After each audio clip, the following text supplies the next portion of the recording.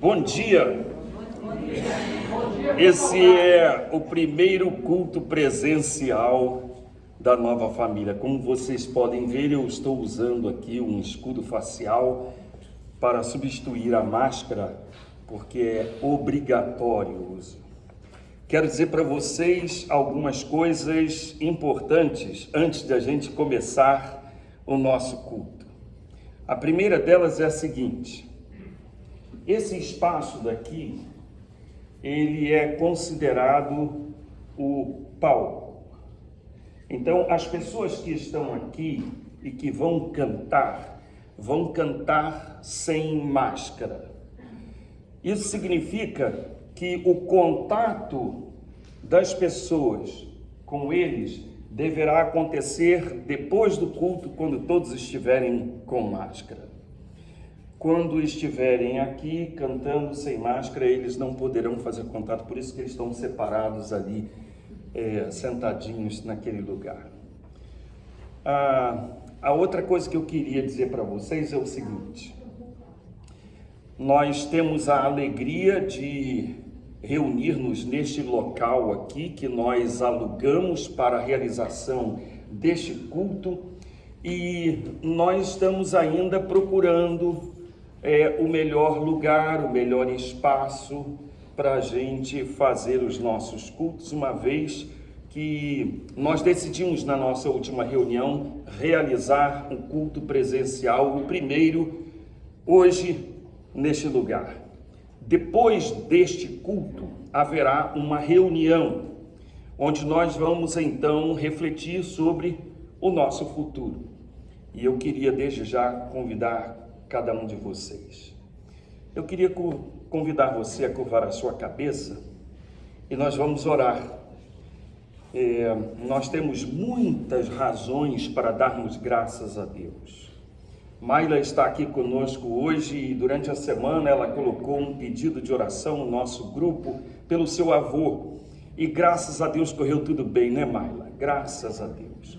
Nós temos tido coisas impressionantes acontecendo ao longo desse tempo, milagres extraordinários estão acontecendo, realizados pelo nosso Deus Todo-Poderoso.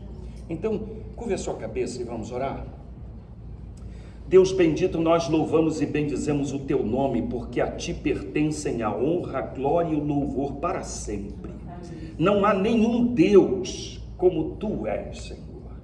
Tu és o nosso Pai, o Pai que estás nos céus, de onde tu ouves e tu atendes as nossas orações, de onde o Senhor recebe os nossos louvores. Senhor, nós te agradecemos porque, apesar de seres tão sublime, santo, majestoso e glorioso, tu vens ao nosso encontro e tu enviaste Jesus Cristo, teu Filho, o reflexo da tua imagem, a perfeita semelhança da tua glória. E ele se fez homem, e ele habitou entre nós, e ele morreu na cruz para nos salvar. Ele ressuscitou da morte, e ele voltou para a destra do Pai, de onde intercede por nós. É no nome do teu Filho Jesus, o nosso Salvador, que nós te pedimos: aceita o nosso culto, a nossa adoração, porque nós te adoramos em nome de Jesus. Amém, Senhor. Amém. Nós vamos louvar ao Senhor. Eu enviei para você, pelo grupo, a letra das canções. Então, se você acessar o grupo, você pode ter a letra das canções. Nós vamos louvar ao Senhor com estas canções. E a primeira delas: grandes são as tuas obras, Senhor, Rei, Senhor Todo-Poderoso, Rei das nações.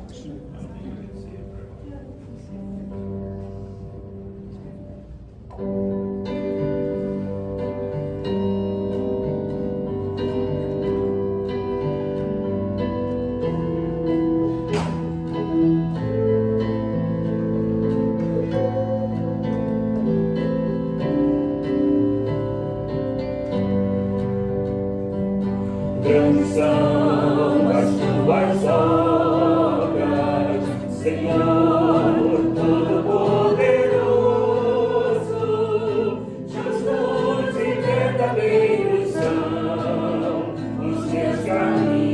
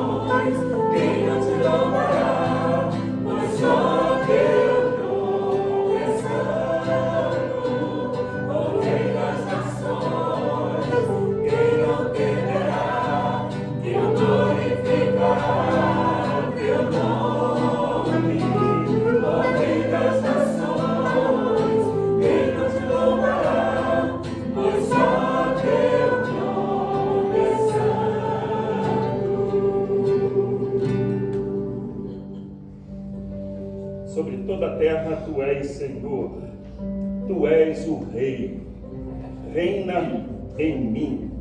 É a canção que vamos cantar.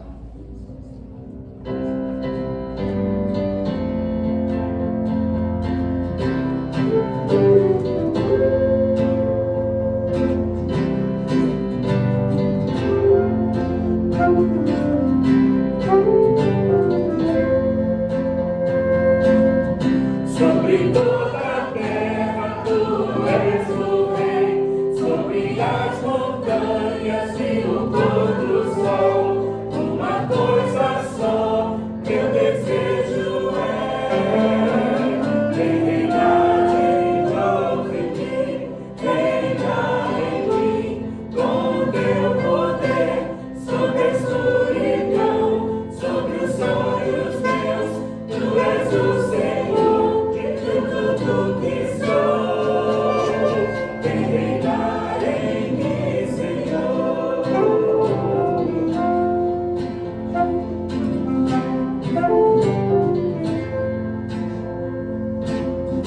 Sobre o meu pensar, tudo que eu falar, faz-me refletir a beleza que há em ti. Tu és para mim, mais que tudo aqui. Vem reinar de novo em mim, vem reinar em mim, com teu poder, sobre a escuridão, sobre os sonhos meus. Tu és o Senhor de tudo que sou. Vem reinar em mim, Senhor, reinar em mim, com teu poder, sobre a escuridão, sobre os sonhos meus. Tu és o Senhor de tudo que sou. Vem reinar em mim, Senhor, vem reinar em mim, Senhor, vem reinar em mim, Senhor.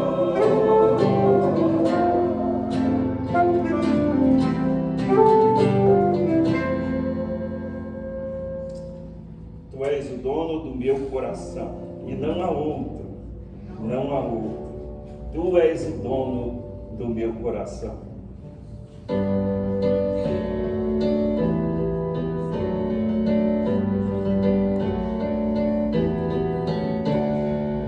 Rei do universo, te dou meu louvor, com tantas bênçãos me cercas, Senhor. Só tu és a fonte de alegria e prazer, melhor que a própria vida é te conhecer.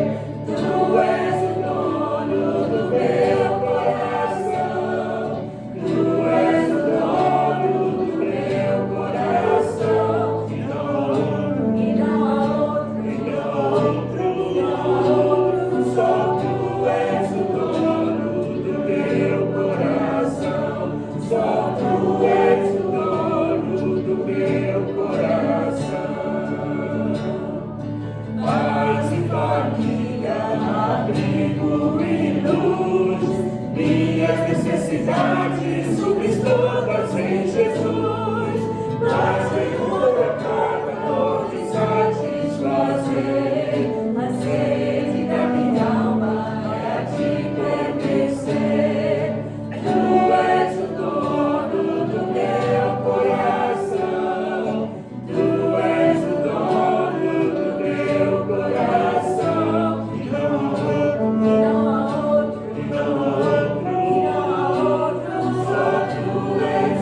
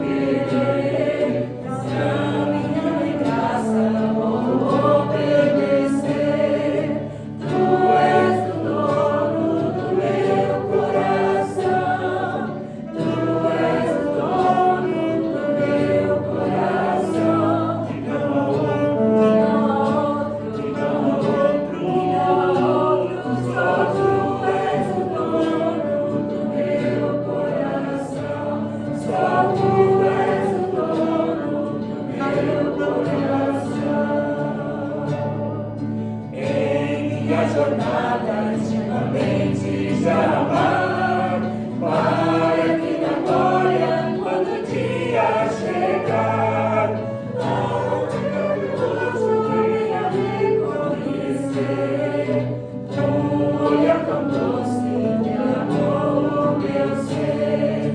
Tu és o dono do meu coração, tu és o dono do meu coração, e não outro, só tu és o dono do meu coração, só tu és o dono do meu coração.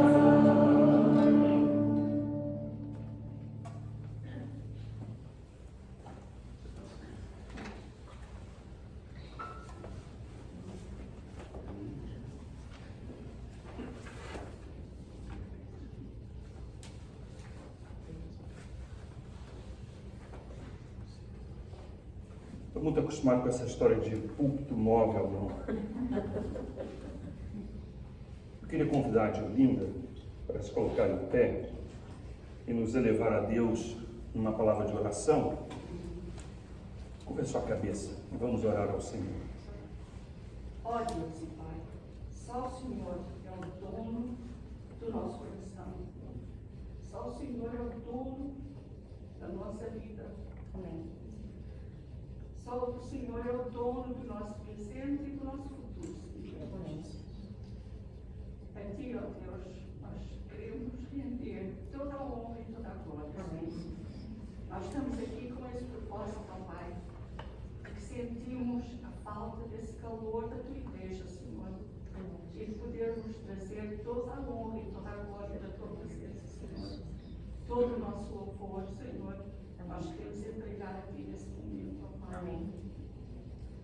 Que o Senhor seja grandemente louvado, ó Pai. Só o Senhor merece esse louvor.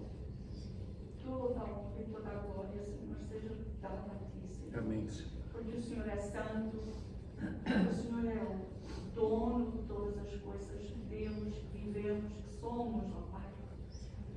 A nossa saúde, o Senhor nos tem dado a cada dia, o cuidado conosco a cada dia, Senhor.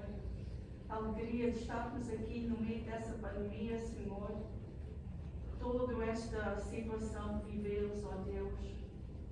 Temos alegria porque é no Senhor que nós vivemos, Senhor. E por isso, ó Pai, nós queremos trazer todo o louvor, Senhor. Toda a honra, toda a glória. Só o Senhor merece por mim, só nós. E nós estamos aqui humildemente, Senhor, para te render toda essa honra e toda essa glória. Neste momento, ó Pai. Que o Senhor seja louvado. Aceita, Senhor, o nosso louvor. Pois nós o trazemos, Senhor, com toda a alegria do nosso coração, ó Pai. Que seja tudo, ó Deus, para a honra e glória do Teu nome. Amém. Em nome de Jesus. Amém. Amém, Senhor.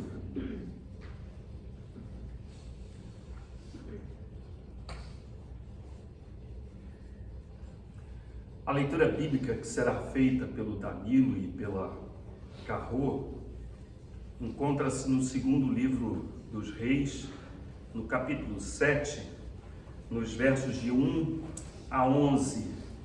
De 1 a 11, eles lerão alternadamente e você poderá acompanhar a leitura audivelmente ou, se você quiser, pode acessar a sua Bíblia no seu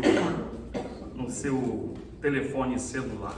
Se você tem a sua versão impressa, pode abrir em 2 Reis, capítulo 7, versos 1 a 11. Eu vou pedir ao Danilo e a Carrô para ler.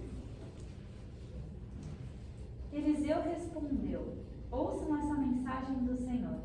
Assim diz o Senhor: amanhã, a esta hora, na porta de Samaria, 6 litros de farinha fina custarão apenas 12 gramas de prata, e 12 litros de cevada também custarão apenas 12 gramas de prata. O oficial que auxiliava o rei disse ao homem de Deus: ainda que o Senhor abrisse as janelas do céu, isso não poderia acontecer. Eliseu, porém, respondeu: você verá com os próprios olhos, mas não comerá coisa alguma. Havia 4 homens com lepra sentados junto à porta da cidade. Por que ficaram sentados aqui esperando a morte? Perguntaram uns aos outros. Morreremos de fome e se ficarmos aqui, mas também morreremos de fome se entrarmos na cidade, pois não há alimento lá. Vamos sair e nos render ao exército sírio. Se eles nos deixarem viver, melhor, mas se nos matarem, de qualquer maneira teríamos morrido. Ao anoitecer, partiram para o acampamento dos sírios. Quando chegaram às extremidades do acampamento, viram que não havia ninguém ali. Pois o Senhor havia feito o exército sírio ouvir o ruído de carros de guerra e o galope de cavalos e os sons de um grande exército que se aproximava. Disseram uns aos outros: o rei de Israel contratou mercenários hititas e egípcios para nos atacarem. Por isso, fugiram ao anoitecer, abandonando tendas, cavalos, jumentos e tudo mais, e correram para salvar a vida. Quando os leprosos chegaram às extremidades do acampamento, foram de uma tenda a outra, comendo e bebendo. Pegaram a prata, o ouro e as roupas que encontraram e esconderam tudo. Por fim, disseram uns aos outros: isso não está certo. Este é um dia de boas notícias e não contamos a ninguém. Se esperarmos até o amanhecer, seremos castigados. Venham, vamos voltar a dar as notícias no palácio. Então voltaram à cidade e relataram aos guardas do portão o que havia acontecido. Fomos ao acampamento sírio e não havia ninguém, disseram eles. Os cavalos e os jumentos estavam amarrados e as tendas todas armadas, mas não havia ninguém por ali. Os guardas gritaram, anunciando a notícia no palácio. Deus abençoe a leitura da sua palavra. Eu vou tirar do texto uma frase para dar título à mensagem desta manhã. Isto não está certo. Isto não está certo. Tenho certeza que muitas vezes você passou pela experiência de fazer alguma coisa. Sua mãe pediu, seu pai pediu, sua mulher pediu, seu marido solicitou, ou até mesmo o professor na escola. E você fez, com boa ou má vontade, mas você fez. E quando a pessoa que pediu foi olhar o seu trabalho, colocou um monte de defeitos e disse: isso não está certo. Na minha casa, a minha mãe e o meu pai tinham uma regra: se você fizer alguma tarefa mal feita, você vai ter que fazer de novo, até aprender a fazer certo. Não sei como é que foi a sua experiência, mas lá em casa foi assim. A expressão "isto não está certo" é dita por 4 leprosos que viviam fora da cidade de Samaria. Deixa eu tentar dar para vocês o contexto histórico dessa situação. O cerco imposto a Samaria pelo rei da Síria estava causando uma verdadeira desgraça dentro da cidade. Só para você ter uma ideia, ninguém podia sair ou entrar para comprar gêneros, para buscar água. Então havia fome, sede dentro da cidade. Não era qualquer fome, era uma fome que levava a situações de desespero. A Bíblia dá conta no capítulo 6, e você pode conferir depois, que o rei estava andando e ele já estava com a sua cabeça fervendo, andando sobre o muro da cidade. E de repente, lá embaixo, uma mulher vê o rei caminhando sobre o muro e fala com o rei, dizendo: ó rei, faze-me justiça. E o rei diz: o que houve? O que aconteceu com você? E a mulher vira para o rei e diz: ó soberano, eu e a minha vizinha combinamos. Nós não tínhamos mais nada que comer, então nós combinamos: hoje eu mato meu filho, a gente cozinha e come. Amanhã você mata o seu e a gente cozinha e come. O que aconteceu, rei, foi que eu matei o meu e nós comemos, mas hoje ela pegou o dela e escondeu. Isso para você ter uma ideia do desespero que a fome provocou dentro da cidade de Samaria. O rei rasgou as suas roupas e a primeira coisa que ele pensou foi o seguinte: aquele miserável, aquele desgraçado do profeta Eliseu vai se ver comigo, porque ele achou que a culpa era do profeta. Alguém chegou para Eliseu e disse: o rei disse isso, assim. Lá em Portugal eu aprendi uma expressão muito engraçada. Diz assim: põe-te a pau. Quer dizer, você precisa estar avisado de que alguma coisa vai acontecer muito ruim. Então prepare-se. E foi o que falaram para Eliseu. O texto começa no verso 1 com a declaração de Eliseu, o profeta, que não estava nem aí com medo do rei. Ele só disse em nome do Senhor o seguinte: amanhã a estas horas vai haver tanta comida aqui no portal da cidade, que era a porta de entrada da cidade, era o comércio. As pessoas vão comprar comida muito barato, porque vai haver abundância de alimento. O oficial do rei, que estava por ali, de espreita, ele vira e diz assim: mesmo que Deus abrisse a janela do céu e mandasse derramar alimento, isso não poderia acontecer. O profeta ouviu o oficial e disse assim: você vai ver isso acontecer, mas você não vai provar um pouquinho da comida. Bem, aí vem a situação dos leprosos.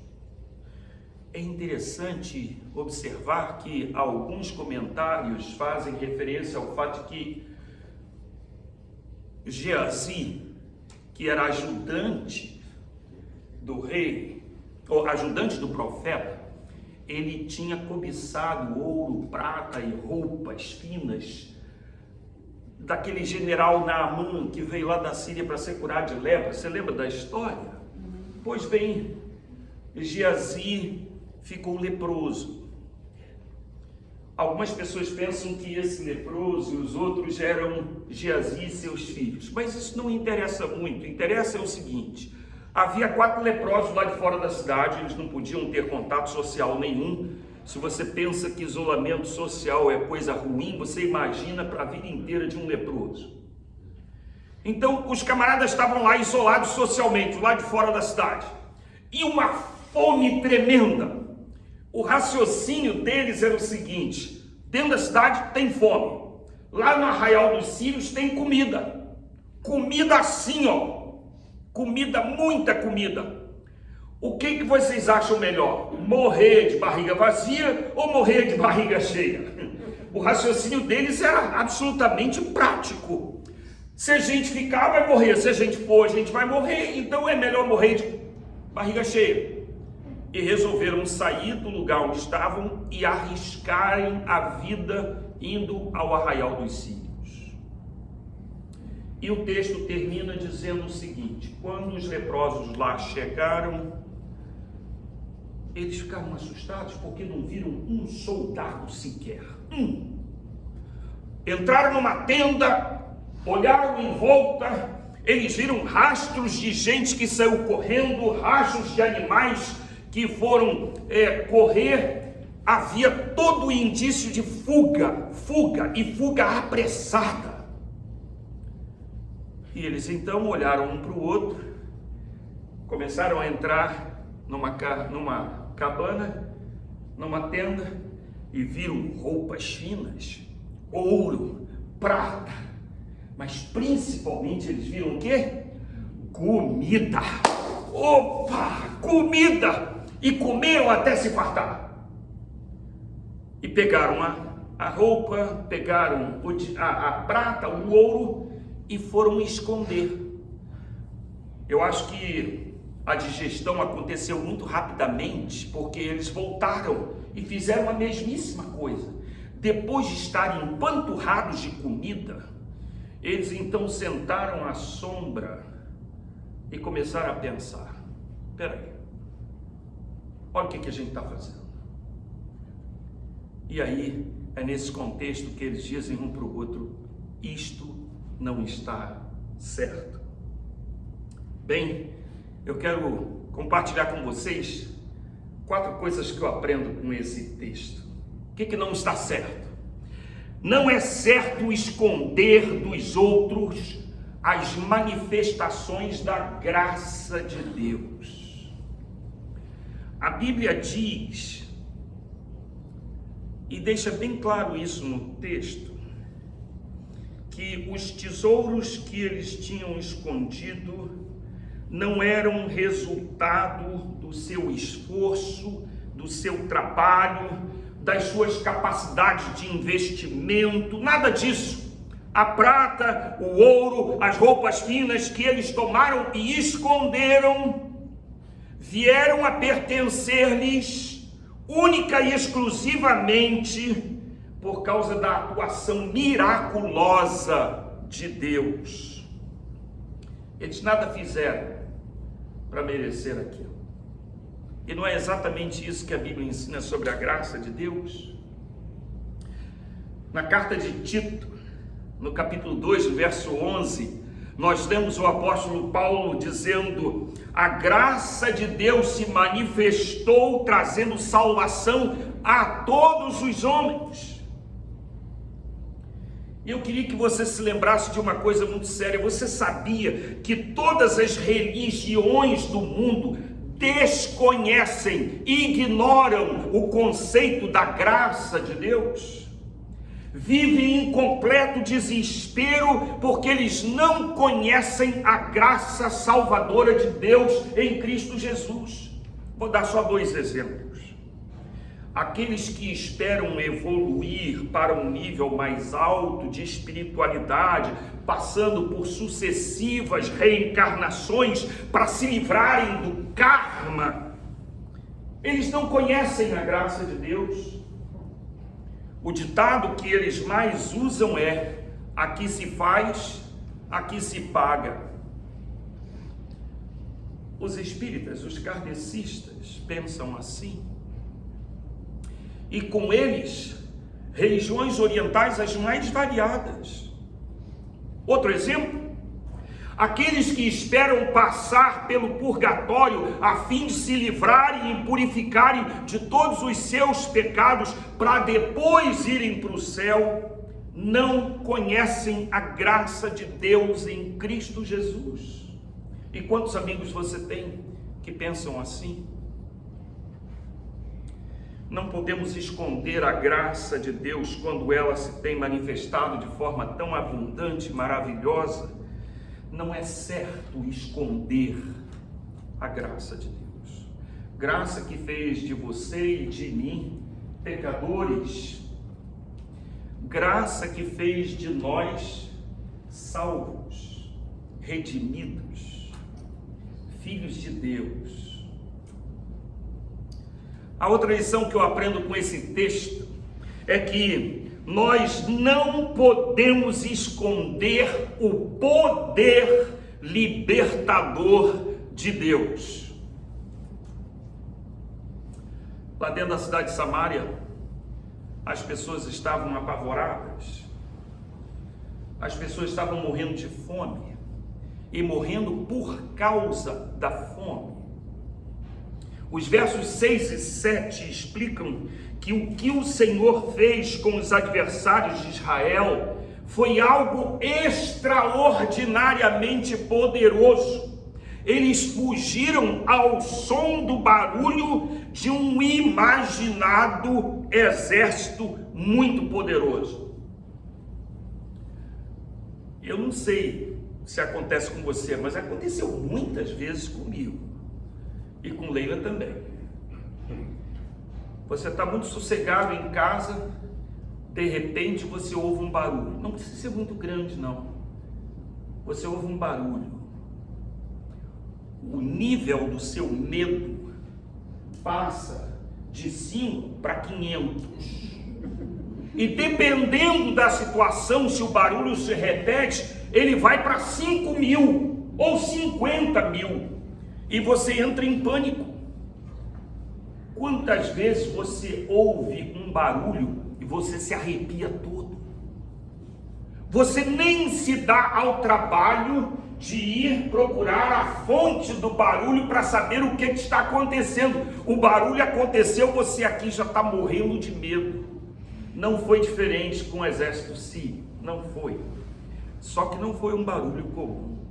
A Bíblia diz que eles ouviram o barulho como sendo de um grande exército, e eles imaginaram o seguinte: o rei de Israel pagou a peso de ouro exércitos de outros povos para virem combater contra nós, e ó, sebo das canelas, pernas para que te quero, e fugiram. Provérbios 28, verso 1 diz o seguinte: os ímpios fogem sem que ninguém os persiga, mas os justos são ousados como o leão. Isso se aplica a você? Uau! Ousados como o leão. Deus tem o poder de libertar a gente das garras do inimigo. Deus tem o poder de agir de tal maneira que nenhuma autoridade espiritual se lhe oponha. Deus tem um poder sobre todas as circunstâncias. A natureza está debaixo do seu domínio. Os reis, os presidentes, os primeiros ministros, os ditadores, todos os governantes estão sujeitos à sua autoridade. O diabo e os seus demônios tremem e fogem diante do poder do nome de Jesus. Eu nunca vou me esquecer de uma experiência terrível que eu vivi lá na Igreja Batista do Fonseca, em Niterói. Era quase 1h da tarde quando eu estava saindo do escritório e ia para casa almoçar. E então um irmão zelador abriu o portão do pátio. E quando ele abriu o portão do pátio, um rapaz entrou correndo e foi para o canto onde tinha uma torneirinha d'água para molhar as plantas. E o rapaz entrou e caiu lá. Quando o rapaz caiu, eu olhei e fiquei preocupado. Será que o rapaz passou mal? E então eu dei marcha ré no carro, parei, o rapaz fechou o portão outra vez e nós fomos atender o rapaz. O caso daquele rapaz era um caso de possessão demoníaca. Aquele rapaz estava possesso por demônios. Então eu e o irmão zelador da igreja começamos a lidar com aquela situação, e eu pedi a ele: por favor, você ore enquanto eu vou repreender. E eu fui repreendendo, irmãos. Do corpo daquele rapaz saíram 13 demônios, um após o outro. 13 demônios. Quando eu pensava que ele estava liberto, o outro se manifestava. E, irmãos, eu estava esgotado. E há uma coisa interessante: uma irmã que passava as toalhas da mesa da ceia, ela chegou na porta da rampa e a certa altura o rapaz olhou para ela e começou a rosnar e dizer: eu não gosto dela, eu odeio ela. É assim que o diabo faz. Ele semeia ódio no coração das pessoas. Pois bem, eu comecei a lidar e a falar baixinho no ouvido do rapaz: em nome de Jesus, saia. Em nome de Jesus, saia. E ele começou a tremer muito e dizia: eu detesto esse nome, não fala esse nome. E quanto mais ele falava, não fala, em nome de Jesus, saia, em nome de Jesus, saia. Até que a certa altura, ele não resistiu e saiu e foi embora. O rapaz foi liberto pelo poder do nome de Jesus. nada mais, nenhuma cerimônia, não, absolutamente nada, senão o poder do nome de Jesus. Não está certo ocultar das pessoas esse poder maravilhoso e extraordinário que liberta as pessoas de todas as ações malignas do inimigo. Não está certo. Não está correto escondermos das pessoas esse poder tão maravilhoso. E se nós sabemos que há tanta gente sofrendo debaixo das ameaças do inimigo, tremendo de medo por causa do pavor que ele inspira, se sabemos que o inimigo veio para matar, roubar e destruir, como diz a Escritura, se sabemos e conhecemos que o poder de Deus é indestrutível, lembra da palavra do Senhor, operando eu, quem impedirá? Como esconder dos aflitos e oprimidos o poder libertador do Senhor? Não é certo esconder o poder libertador do Senhor. O que mais que não está certo? Não é certo esconder o dinheiro que Deus nos dá. Mas pastor, se eu tinha que falar de dinheiro nessa hora, não sou eu que estou falando não, é a palavra do Senhor. Dentro da cidade, a fome, a miséria, a falta de tudo o que é essencial para a vida. Nas mãos dos leprosos, a abundância de pão, de riquezas, de recursos, a fartura no acampamento sírio, que dá para suprir todas as necessidades da cidade de Samaria e ainda sobra. Mas os leprosos resolvem esconder o tesouro e guardá-lo só para si mesmos. Muito pequeno, eu aprendi um ditado lá na minha terra, que diz assim: farinha pouca, meu pirão primeiro. Se você tem pouca coisa, então segura, não dá para ninguém.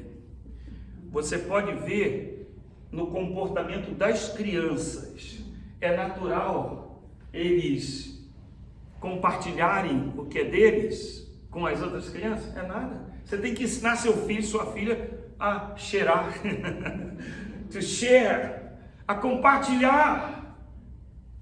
A gente já nasce com a mão assim, ó, com a mão fechada, não abre nem para dar bom dia. É verdade.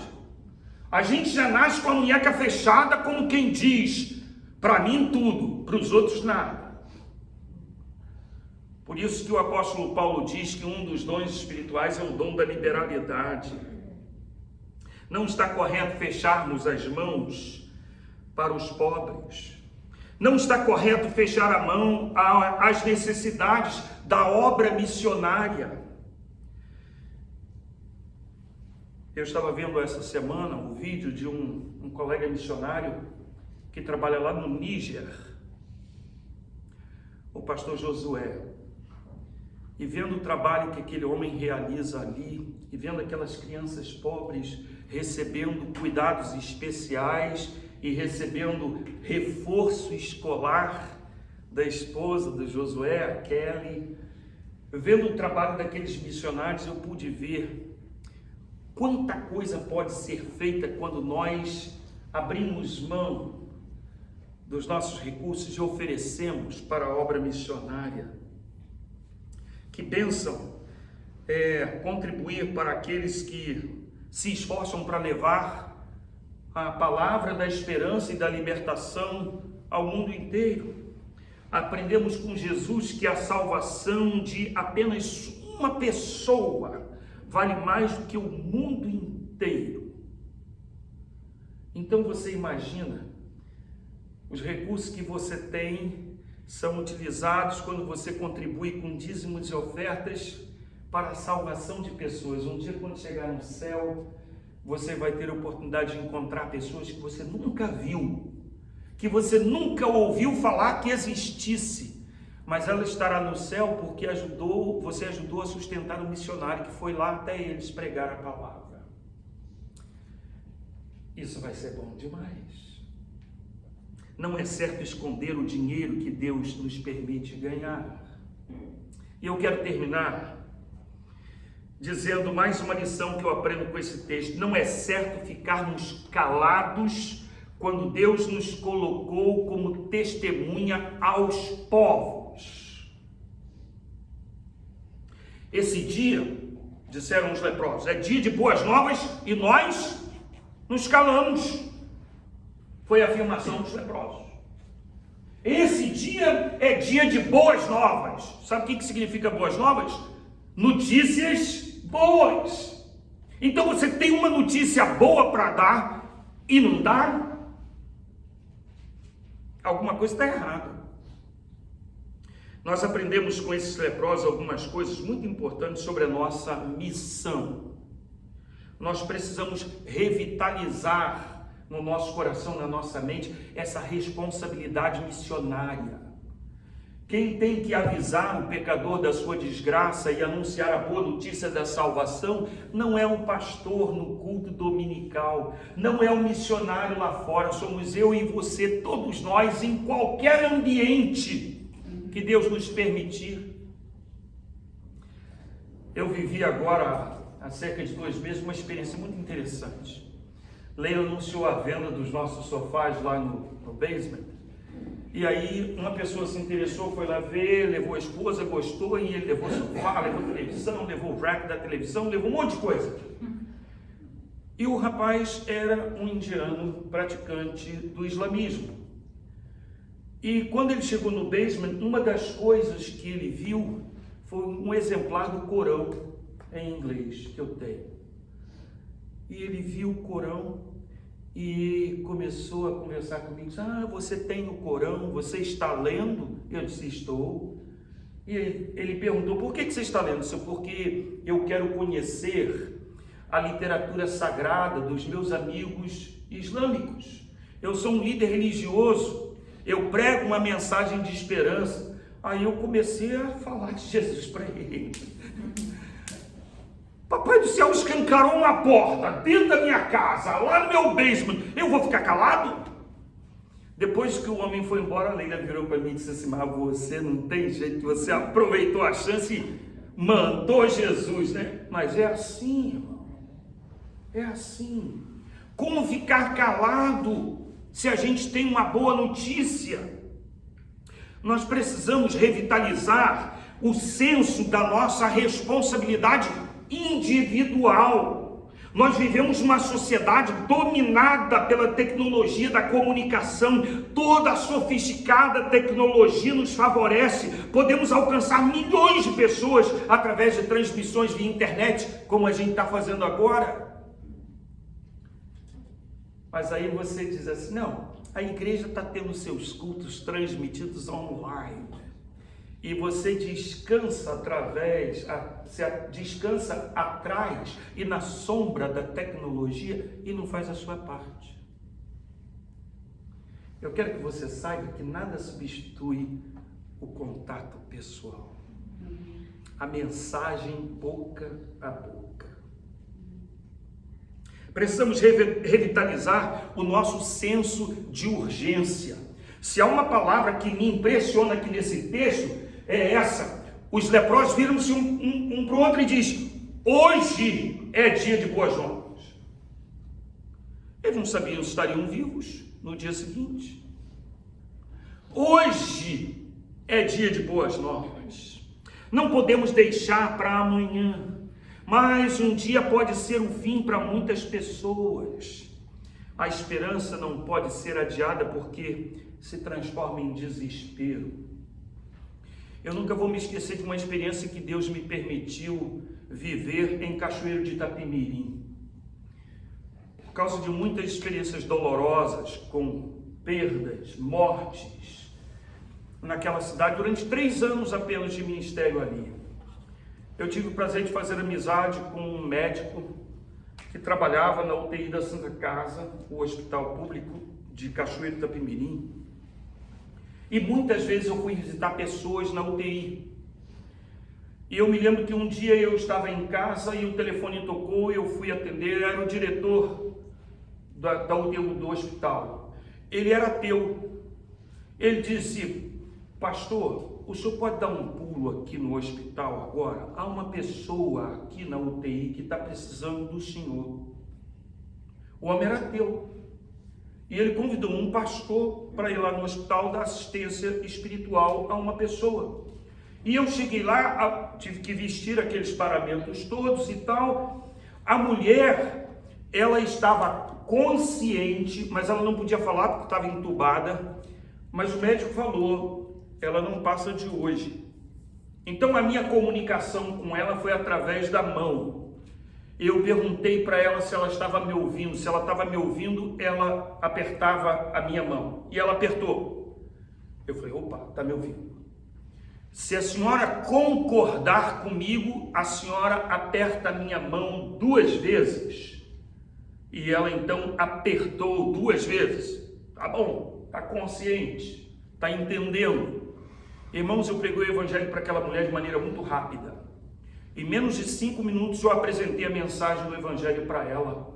E eu, quando perguntei para ela: a senhora quer entregar a sua vida a Jesus? A senhora crê no poder do sangue de Jesus para salvar você eternamente? Se a senhora quer, a senhora aperta a minha mão 2 vezes. E ela pegou com muita dificuldade a outra mão, juntou a mão que estava livre e ela apertou a minha mão com toda a força que ela tinha. E aí eu fiz oração,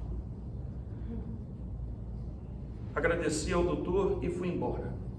Quando eu cheguei em casa, irmãos, não demorou nada, eu recebi a notícia que ela tinha morrido.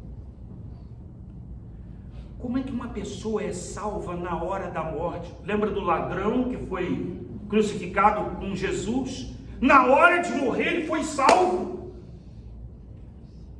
Você sabe quando é que você vai morrer? Não sabe nada. Hoje pode ser o último dia da sua vida, como pode ser o meu. Eu aprendi com a morte do Ricardo um ditado muito sério: para morrer basta estar vivo. Eu estou aqui hoje pregando e adorando a Deus junto com vocês. Amanhã eu posso estar dentro de um caixão. Esse senso de urgência precisa ser revitalizado. É a urgência missionária. É preciso cumprir a missão e é preciso cumpri-la com urgência. E para terminar mesmo, precisamos revitalizar o nosso senso ético, nosso senso de responsabilidade moral. Porque uma frase que os leprosos disseram: se nós nos calarmos, algum mal nos sobrevirá. Há muitos anos atrás, eu tive o prazer de hospedar na minha casa o pastor Hélio Schwartz de Lima, um grande amigo. E o pastor Hélio, ele contou lá em casa uma experiência que ele tinha com os seus filhos. Ele disse: lá na minha casa, Adnê, eu tenho atrás da porta da cozinha uma varinha fina. O nome daquela varinha é razão. E quando um dos meus filhos faz alguma coisa errada, eu os chamo e eu os admoesto. E digo para eles assim: se você voltar a fazer isso, você vai apanhar com razão. E aí, tá bom. A criança aprendeu a lição, muito bem. A criança fez outra vez errado. Aí o pai chama e diz assim: você lembra aquilo que o papai falou com você da outra vez? Lembro, papai. O que o papai falou? Que se eu fizesse de novo, eu ia apanhar com razão. E o pai virava assim: e você fez de novo? Aí a criança baixava a cabeça: fiz. Então o que vai acontecer agora? Aí o filho, a filha dizia: eu vou apanhar com razão. A gente ensina os nossos filhos esse senso, mas nem sempre a gente pratica. Esse senso de responsabilidade moral, responsabilidade ética. Se eu fizer errado, alguma coisa ruim vai acontecer. é aquela história de consequência. Você é livre para escolher o que você quiser. Pode fazer certo ou errado. Você só não é livre para escolher as consequências. Se você andar na contramão na estrada, você é livre para fazer isso. Pode andar 80, 100 por hora, você é livre, pode fazer o que você quiser. Mas você não pode escolher ficar livre de acidente. Porque existe uma consequência moral. É disso que esse texto está falando. Se eu continuar fazendo errado, eu vou sofrer as consequências. É esse senso de responsabilidade moral, de consequência, que nós precisamos revitalizar. Então agora é para concluir mesmo. Você se lembra com certeza do ensino que Jesus nos deu no Sermão da Montanha, Mateus capítulo 5, versos 13 a 16. Olha o que Jesus diz: não se pode esconder uma cidade sobre um monte, não se esconde uma lâmpada debaixo do cesto, assim resplandeça a vossa luz diante dos homens, para que vejam as vossas boas obras e glorifiquem a vosso Pai que está nos céus. De acordo com Jesus, você é sal e luz. E o sal existe para dar sabor. E a luz existe para iluminar. Então brilha. Vai falar aos outros da graça de Deus. Vai falar aos outros do poder de Deus. Contribua financeiramente para o avanço da obra missionária no mundo. Fale,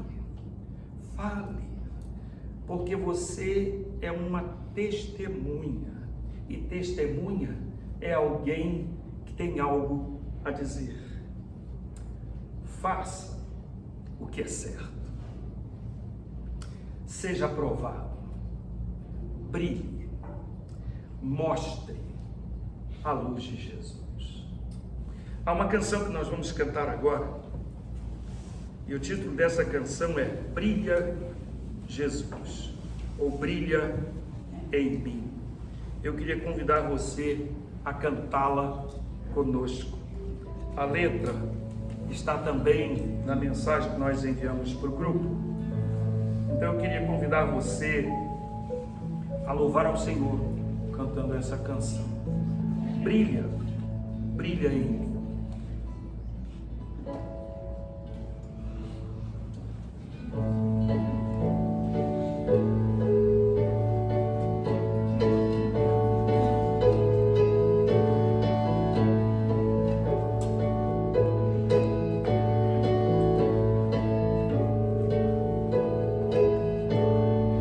Fez a luz do amor brilhando sobre as trevas do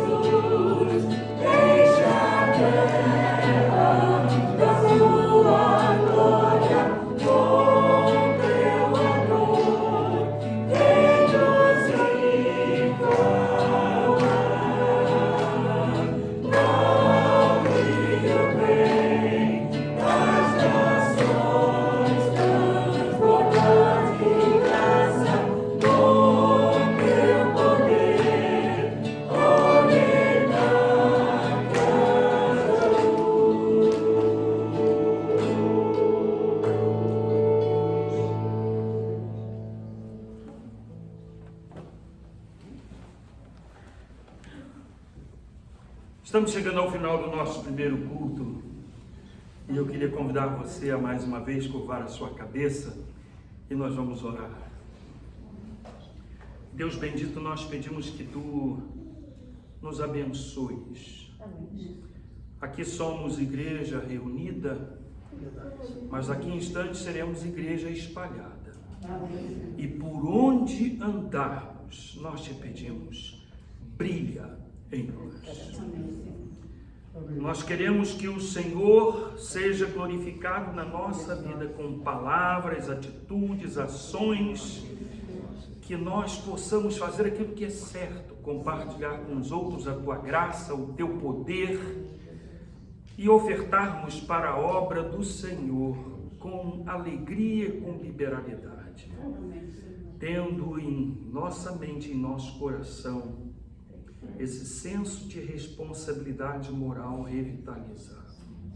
E agora, que a graça de nosso Senhor e Salvador Jesus Cristo, o amor de Deus, nosso eterno e bendito Pai, e a consolação, o poder do Espírito Santo sejam sobre nós e com todos os teus filhos em toda a face da terra, desde agora e para sempre. Amém, Senhor. Amém.